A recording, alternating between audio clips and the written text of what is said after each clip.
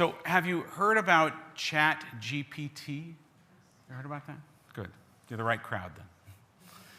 ChatGPT is a long-form question-answering artificial intelligence engine created by a group of programmers called OpenAI.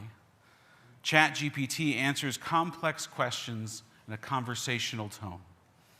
It's a revolutionary technology because it's trained to learn what humans mean when they ask a question. I know many humans that don't know what humans mean when they're asking the question, let alone answering it. You type a question or a request into the search field, and ChatGPT provides human-quality responses, typing it out right before your very eyes. It's magical. For example, let's just say, hypothetically, of course, a certain rabbi wondering if they, on the last Shabbat of the secular year, should take the many hours of study and writing required to write a sermon for a congregation that may or may not show up on this holiday weekend when it's raining and threatening cold and dark outside. Just hypothetically, of course. That rabbi could simply ask ChatGPT to write for them a sermon on really any topic, and that this amazing, mind-blowing piece of technology would spit out a coherent sermon, saving said rabbi, hypothetical of course, the time and effort of researching and writing and then rewriting, or even just thinking about the topic. Imagine the time saving said rabbi, hypothetically, might experience.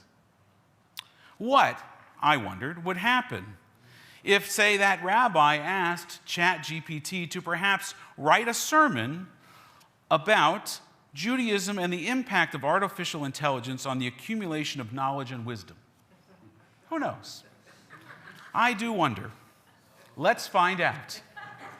Here is what the great rabbi scholar, Rabbi A.I, from the school of ChatGPT, a great Talmudic school that never existed, thought you should hear this evening on that very subject.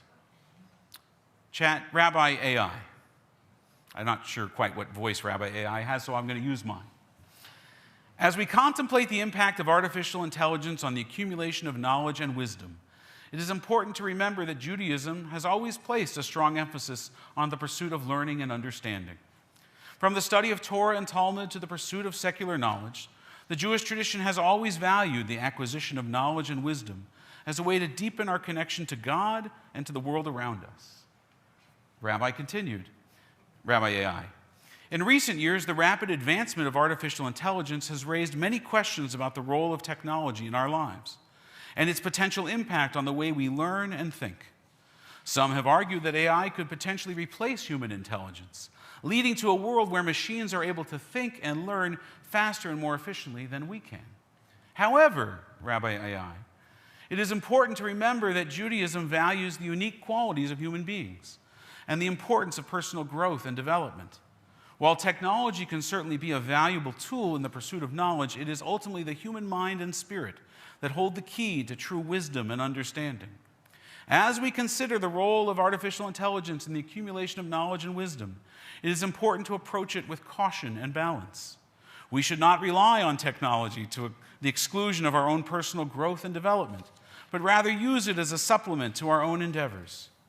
Ultimately, Judaism teaches us that true wisdom and understanding come not from external sources, but from within. It is through our own personal growth, learning, and contemplation that we can truly come to understand the world around us and our place in it. So we should embrace the advances in technology with caution, using it as a tool to supplement and enhance our own pursuit of knowledge and wisdom, rather than relying on it to replace our own efforts. Shabbat Shalom. It didn't write the Shabbat Shalom, I put that in. 5 paragraphs, 332 words. It knows its congregation would appreciate the brevity. Good sentence structure, excellent grammar. There are some cogent points in what Rabbi A.I. is trying to teach. There's good lines like, Judaism has always placed a strong emphasis on the pursuit of learning and understanding. That's a good line. Judaism values the unique qualities of human beings and the importance of personal growth and development. I probably wrote that at some point. Rabbi A.I. is even capable of self-criticism. That is, if a non-sentient being can be self-critical, sentiency until now, of course, at least requiring a self to be sentient and self-critical, Rabbi A.I. provided this self-rebuke.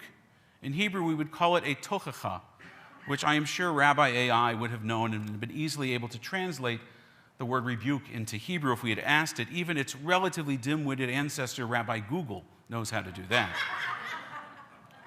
So Rabbi A.I. offers the following tochacha. As we consider the role of artificial intelligence in the accumulation of knowledge and wisdom, it is important to approach it with caution and balance.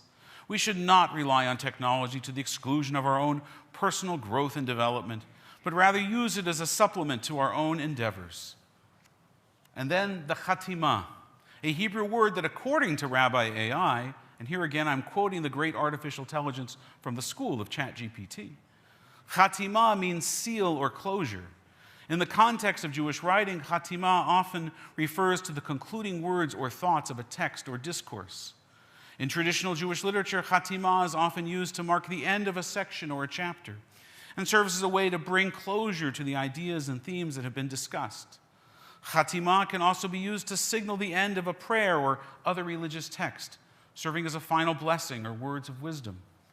The concept of chatima, Rabbi A.I. teaches us, is closely related to the idea of tikkun, which refers to the process of repairing or completing something. In this sense, a chatima can be seen as a way to bring completion and closure to a text or discourse, helping to tie together all of the ideas and themes that have been discussed. Overall, chatima serves as an important role in Jewish writing, helping to bring coherence and structure to text and providing a sense of closure and resolution. End quote from Rabbi A.I. Again, 5 paragraphs, 165 words, and truthfully, as dictionary definitions go, Rabbi A.I. kind of nailed it there. That was a really good definition of that Hebrew word. But what did Rabbi A.I. offer as its chatima to the sermon about Judaism and the impact of artificial intelligence on the accumulation and knowledge of wisdom? Rabbi A.I., in the name of only itself, taught the following. Ultimately, Judaism teaches that true wisdom and understanding come not from external sources, but from within. It is through our personal growth, learning, and contemplation that we can truly come to understand the world around us and our place in it. And that, my dear congregation, is complete and utter bullshit. Though sweet sounding, like something you might read on a poster in a yoga studio or maybe in a tweet from a celebrity influencer trying to wax philosophical, in regard to Judaism, it is demonstratively false. Judaism doesn't teach that true wisdom and understanding comes from within. In fact, just the opposite. Wisdom and understanding come from Torah, from rabbinic scholarship, from the wisdom of those that have come before us, from seeking truth and knowledge. Sure, ChatGPT got it part right. Yes, you must contemplate what you have learned, and one would hope to incorporate or grow from that exercise. But the source of true wisdom and understanding is not internal, as Rabbi A.I. teaches it. Were that to be the case, you would never need to read a book, take a class, study Torah, study Talmud, or anything. Maybe ChatGPT has all of the answers inside of it, whatever it is. But in my experience, most human beings have far more questions than answers inside of them. And it's through questioning and study that we arrive at knowledge and truth. By the way, I wasn't sure if bullshit, not a term I normally use in a sermon, in the synagogue, or in writing, was written as one word or two. The grammar checker in Microsoft Word didn't recognize the term either. So again, I asked ChatGPT, as it is apparently wise in all things, including the use of English slang. Turns out, according to ChatGPT, bullshit is one word. It is a slang term that means nonsense or something that is not true. The word is often used to describe something that is perceived as being insincere or lacking in substance. The word bullshit is considered to be vulgar language and is generally considered not appropriate for formal settings or formal writing communications. And it is important to be mindful of one's language and to use appropriate words and terms when communicating with others.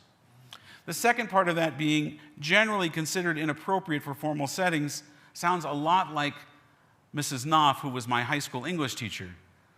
But then again, for art or emphasis, sometimes you need to break the rules and do the unexpected. ChatGPT, by its very nature, though, doesn't break the rules or do the unexpected, just the opposite, in fact. The bit that I understand about its programming and algorithms is that to do so would to violate its prime directive. But now I'm quoting Spock from Star Trek, and I don't really want to further confuse the subject by mixing those metaphors.